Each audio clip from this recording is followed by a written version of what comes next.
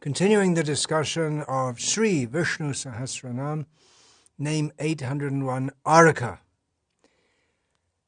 I've spoken quite a lot on this topic of the sun's illumination, and now I'll go into a subtopic of this consideration of the sun's illumination and how we can understand Krishna in relation to this. A subtopic of this is how the sun dissipates the darkness. In this regard, there is a famous verse among Gauriya Vaishnavas from Chaitanya Mahaprabhu's teachings to Sanatana Goswami. Krishna Surya Shama Maya Hoy Andhaka Jaha Krishna Taha Nahi Mayar Adhika.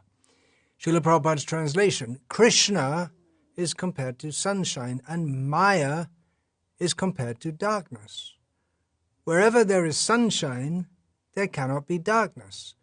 As soon as one takes to Krishna consciousness, the darkness of illusion, the influence of the external energy, will immediately vanish.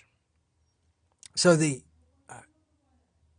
analogy is very clear. In the sunlight, there cannot be darkness. What is darkness? Absence of light. So what is illusion? It is absence of Krishna consciousness. When we're in Krishna consciousness, there cannot be illusion. Of course, there is a twilight state also, as we see every morning and every evening, the period of dawn and dusk, where the sun is just about to come up and is just coming up and then comes up and then becomes very strong heat. February here in Tamil Nadu, 35 Celsius. And then dusk also. Gradually the sun's light appears to diminish. Actually, the sun's light does not diminish, but the amount that comes through to us diminishes and then becomes gradually settles into darkness.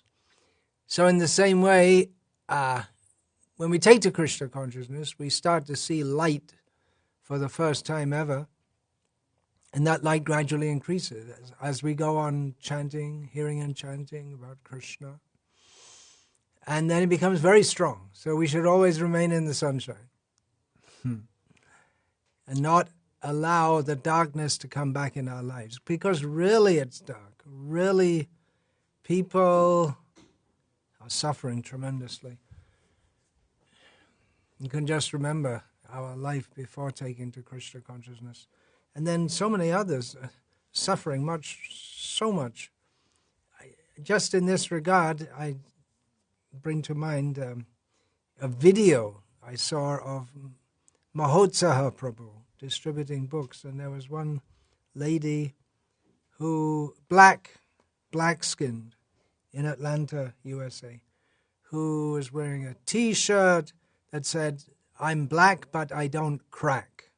In this context, for those of you who don't know, crack refers to a highly addictive drug, illegal drug, which gives, so I'm told, by Krishna's grace, I never tried it.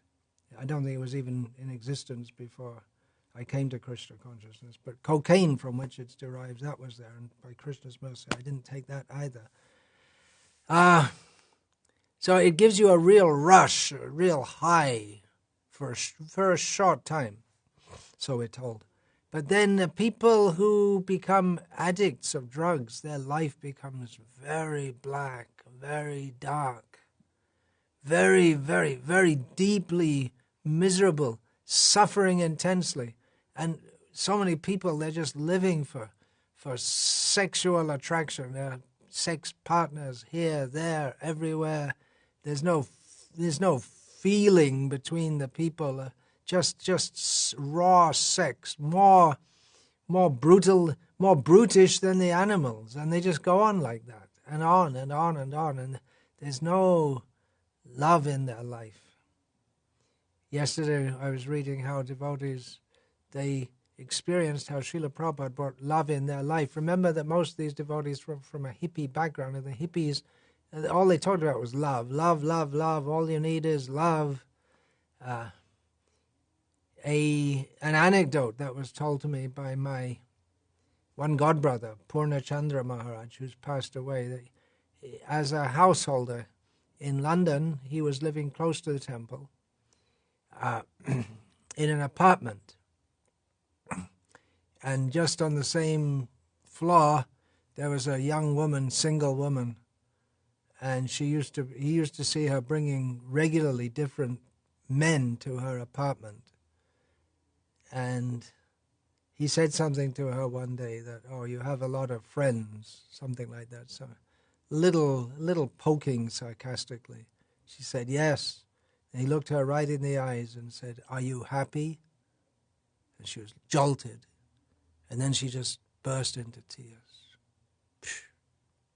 That is the story of a billion lives. Krishna consciousness is light. Here's a quote from a letter that Srila Prabhupada wrote in 1969 explaining this principle. When one is not in Krishna consciousness, then he is Maya consciousness, or in illusion. Just like when one is not in light, he is sure to be in darkness. Because absence of light means darkness. Similarly, to be forgetful of Krishna means one is in Maya, the darkness of ignorance. Just like when you turn away from the sun, you see the darkness of your shadow. But when you turn your face to the sun, then there is no question of a shadow.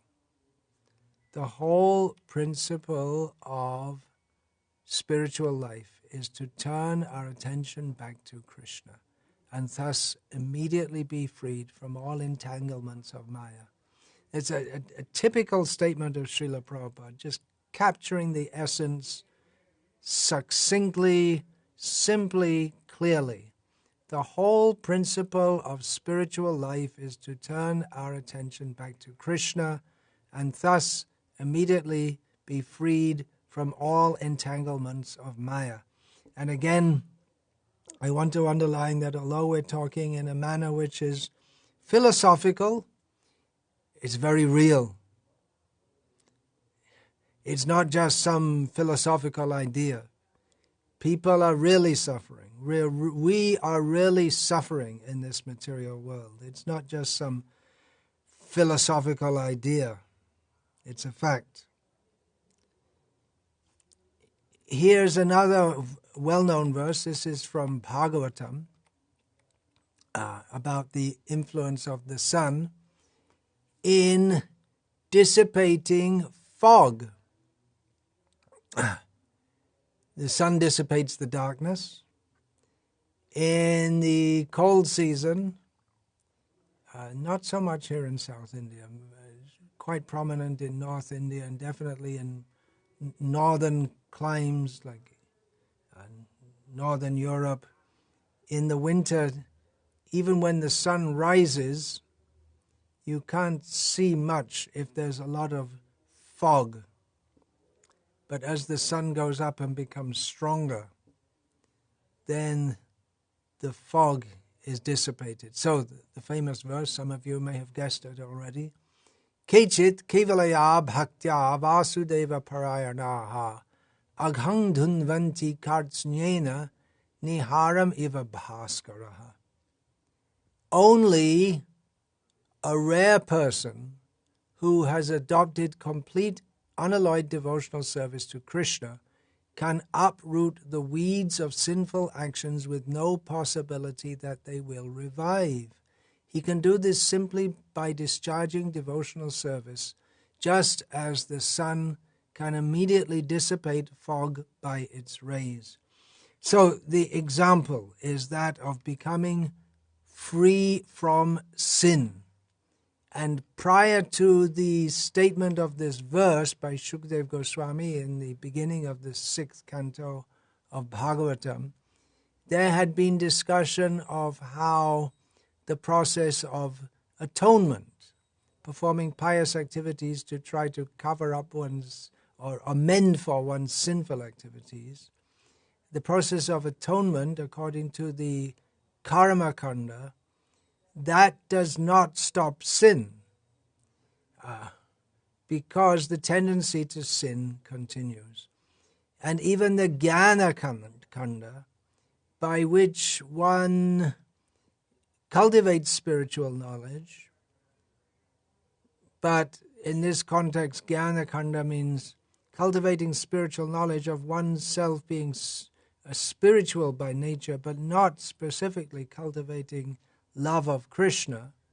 That also cannot fully destroy the desire for sinful activity within the heart, because Krishna Surya Sama Maya Hoy Andhaka, unless we're in the sunlight of Krishna consciousness, then there must be the darkness of Maya, even if it may not be the full darkness of night, but at least the shadow will be there. It's not clear, unadulterated seeing. How can pure devotional service dissipate all sinful reactions and even the tendency to perform sinful actions? The example is given here, that the fog, when we're in the fog, it's what can you do about it? It's dangerous for drivers. They can't see, and we can't do anything about it, but the sun is very powerful, and the sun easily dissipates the fog. So we ourselves, by our own efforts, cannot dissipate the desire to sin. But when we allow the sun of Krishna to rise in our hearts, then the very powerful sun of Krishna is much more powerful than the influence of Maya or illusion, and therefore very easily Maya is dissipated by Krishna consciousness. In this regard, I'll read two sentences from Srila Prabhupada's book, The Matchless Gift, Krishna Consciousness, The Matchless Gift. Srila Prabhupada writes, actually spoke it, and later it was transcribed and edited and published. Srila Prabhupada, the sun immediately dissipates mist or fog as well as darkness. We should try to make the sun of Krishna rise within our hearts. So, on behalf of Srila Prabhupada and all the disciplic succession, I may wish to all the hearers of this talk, may the Krishna sun shine in your heart. How does that happen? What do we do to make the Krishna sun rise within our hearts? May the Krishna sun rise within our hearts. May the Krishna sun rise within our heart. What do we have to do? Chant the holy names. Hare Krishna, Krishna Krishna, Hare Hare. Hare Rama, Rama Rama, Hare Hare. In this regard, I'm going to read some verses from Sri Chaitanya Charitamrita, from the Antilila, chapter 3. This is in the course of a discussion between Namacharya, Haridas Thakur, and the anti-Vaishnava, Gopal Chakravarti, who did not believe in the power of the holy name. Srila Haridas Thakur quoted a Sanskrit verse, which is also found in Bhakti Rasamrita Sindhu. Tang nirvajam bhaja guna nidhe pavanam pavananam shraddha rajan matir atitaram uttama shlokamolim prodyan anta karana kuhare hantayan nama bhanur abhasopi kshapiyati mahapataka dvanta rashim. Here the word for sun, remember we're discussing about the sun, Krishna as the sun. Here the word for sun is given as bhanu. Nama bhano ho. The holy name is like the sun, which anta karana kuhare, within the cave or the cavity within the heart that shines. So, Srila Prabhupada's translation of this verse: O reservoir of all good qualities, just worship Sri Krishna, the purifier of all purifiers. Pavanam pavananam. The most exalted of the personalities worshipped by choice poetry. And that's the most exalted of the personalities worshipped by choice poetry. That's a what shall we say, a utilitarian, a practical translation of the highly poetic line in this verse, which to unpack it fully would take many words. Shraddha Rajanmatir Atitaram Utamashloka Maulim. Worship him, Krishna, with a faithful, unflinching mind, without duplicity, and in a highly elevated manner. Thus worship the Lord, whose name is like the sun. For just as a slight appearance of the sun dissipates the darkness of night, so a slight appearance of the holy name of Krishna can drive away all the darkness of ignorance that arises in the heart due to greatly sinful activities performed in previous lives. So, the purport of this verse, just to summarize it. Krishna is the purifier of all purifiers. Krishna is the most purifying, therefore we should worship Krishna with full attention in a purified manner, indicating that we should worship him by chanting the holy names, because his name is like the sun, which just a slight appearance of the holy name of Krishna, the darkness of ignorance that covers the heart, and the heart is covered with so many sins from so many lifetimes, so many bad desires. But when the holy name arises in the heart, that dissipates all that darkness. And we can start to see who we are, just like in the darkness, we can't even see our body.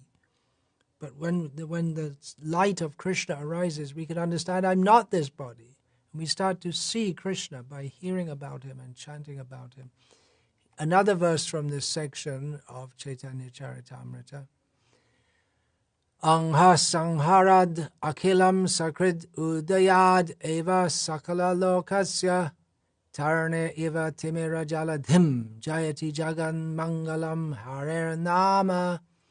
As the rising sun immediately dissipates all the world's darkness, which is deep like an ocean, so the holy name of the Lord, if chanted once without offenses, dissipates all the reactions of a living being's sinful life.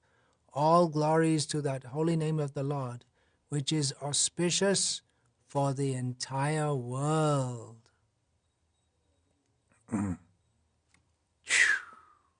The example is given of an ocean. If you're on a ship in the middle of the ocean, you can see all the way to the horizon in all directions, a huge panorama, huge vista. Can't see it at all. Can't see the hand in front of you until the sun rises. And then you can see everything. Now, we can only see to the surface of the ocean, or a little bit, but it's very, very, very deep. And it gets darker after a short distance. Down in the water, it becomes completely dark. So like that, our heart is like a deep, dark ocean filled with muck, dirt, dirty water. But the Krishna sun dissipates all that darkness so we can see clearly. Actually, there's some seas, like the Adriatic.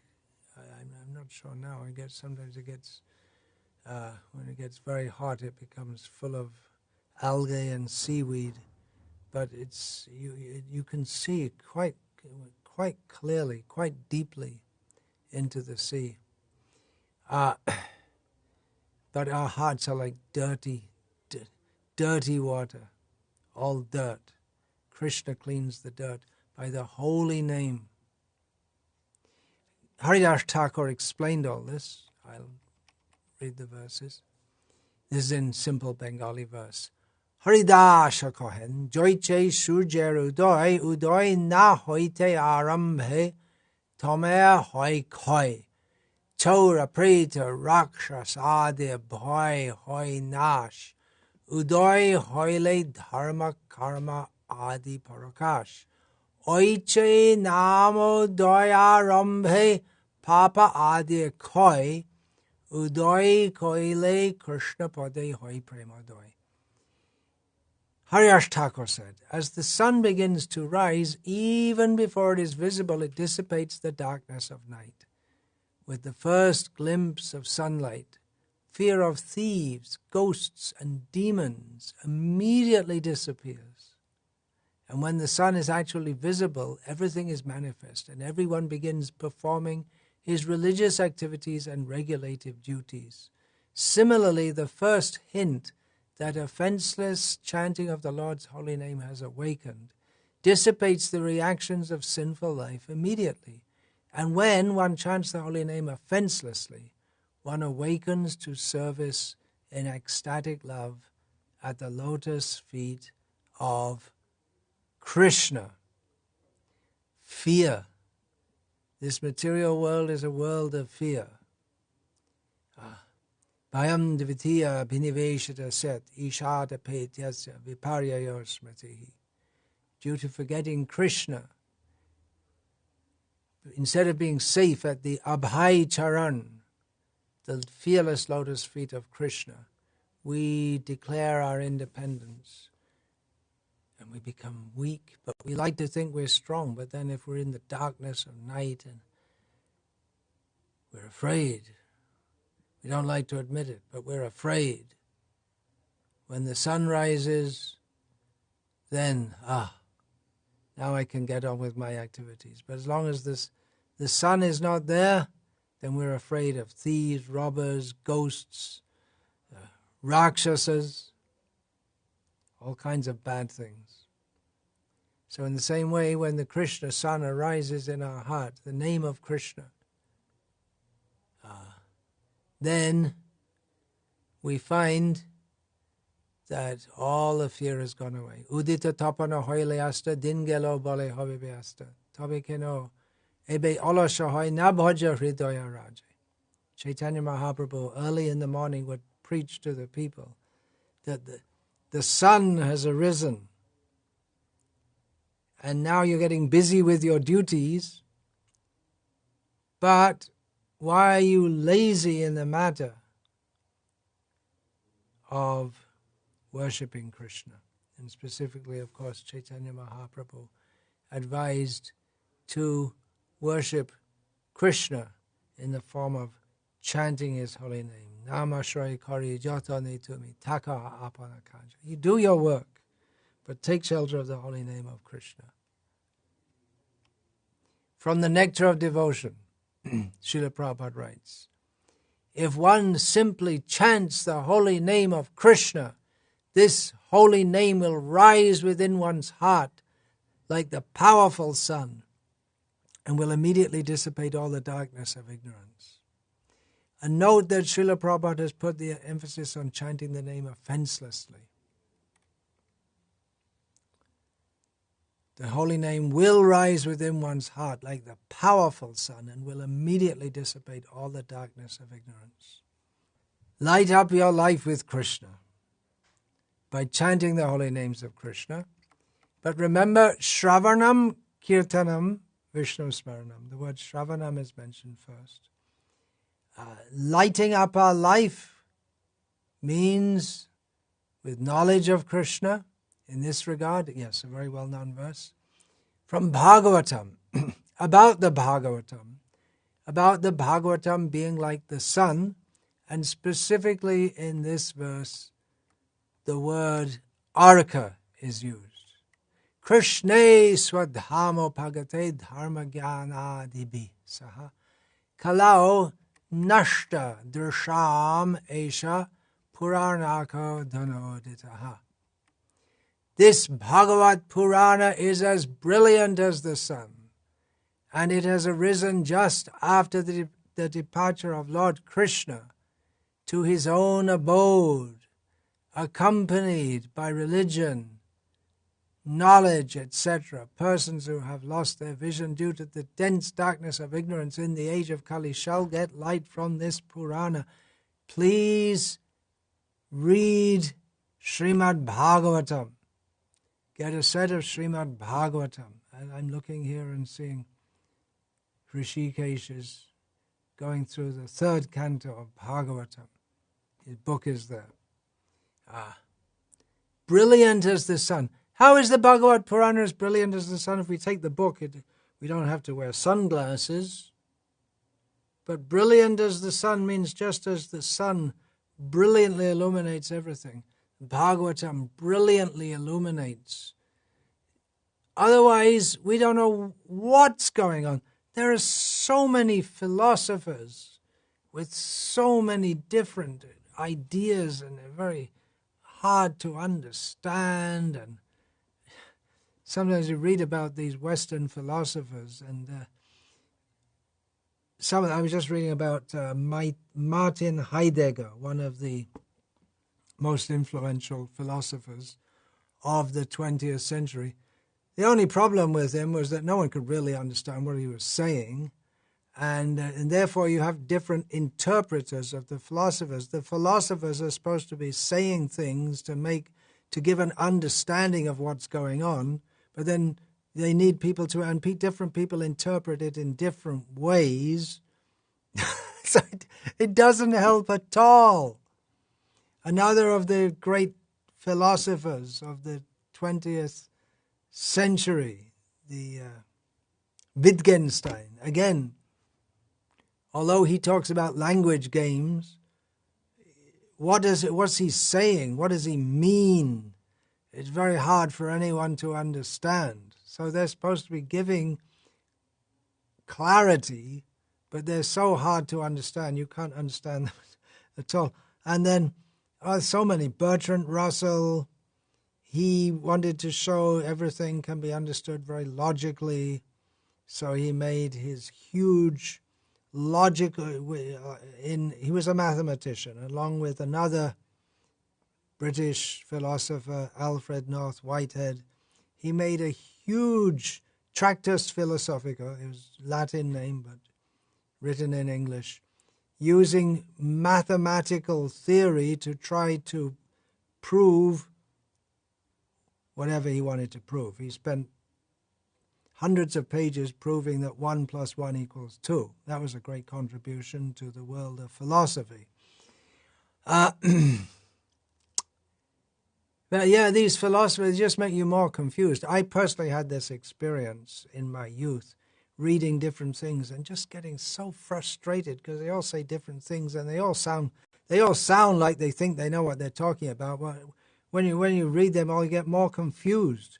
And I saw that someone was talking about their admission in philosophy course, a philosophy course at university, and they said that the professor at the beginning of the course said this is the only subject that when you finish the course, you understand that you understood less about it than when you started. Bhagavatam is different. Bhagavatam is the light. It's clear. Krishna's tu Bhagavan Swayam. There is God. God is a person. We are his eternal servants. Everything is clear. Read Bhagavatam. Light up your life with this knowledge as brilliant as the sun. No more glowworms.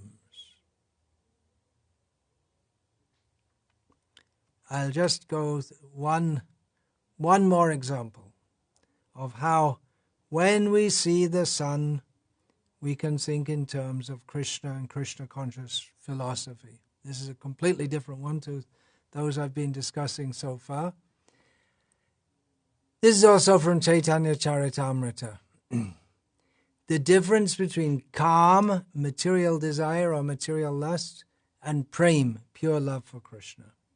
One example given in Bhagavatam is in Chaitanya Charitamrita is the difference between iron and gold. Although they have much in common, they're very different also. And one is clearly more valuable than the other.